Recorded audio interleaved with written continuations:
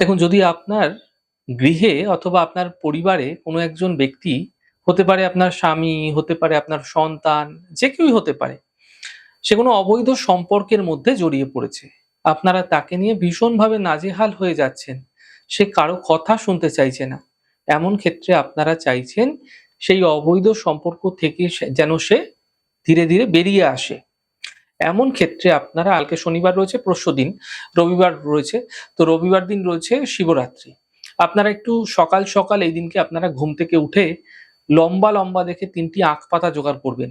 এরপর শিবরাত্রির দিন সন্ধ্যাকালে, অর্থাৎ ৬:৩০ ৭টার পরবর্তী সময়ে নিস্তব্ধ জায়গায়, কোনো একটি নিস্তব্ধ ঘরে চলে যান, যেখানে কেউ আপনাকে ডিস্টার্ব করবে না। এরকম জায়গায় বসে আপনাকে একটি প্রক্রিয়া করতে হবে। প্রক্রিয়া করার সময় বারবার এদিকে ওদিকে উঠে যাবেন না এবং কারো সঙ্গে কথা বলবেন না। মৌন থাকার চেষ্টা করবেন। একেকটি আখ পাতাকে ৭ টি করে টুকরো করবেন। ৭ টি করে টুকরো করে নেওয়ার পর সমান মাপে ৩ ৭ তে ২১ টি টুকরো হবে।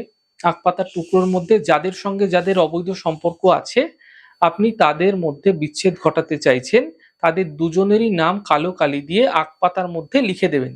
যে মন্ত্রটি আমি বলছি আপনাদের, সেই মন্ত্রের মধ্যে থাকা অমুক স্থানে কিন্তু মন্ত্রটি আপনাকে লিখতে হবে এবং অমুক স্থানে তাদের দুজনের নামটা লিখে দিতে হবে।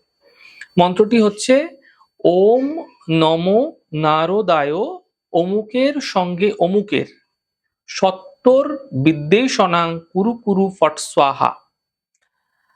তো এই ছোট্ট মন্ত্রের মধ্যে যেখানে যেখানে অমুক লেখা আছে সেখানে তাদের দুজনের নাম লিখতে হবে। এরপর ৭টি করে পাতা নিয়ে ৩টি বান্ডিল করবেন।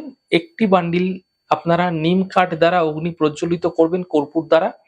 সামান্য নিম কাঠ নিয়ে নিলেন, কর্পূর দিয়ে অগ্নি প্রজ্বলন করলেন। একটি বান্ডিলে থাকা যে ৭টি পাতা রয়েছে সেটি নিম কাঠের আগুনে জ্বালিয়ে দেবেন সেদিনকেই।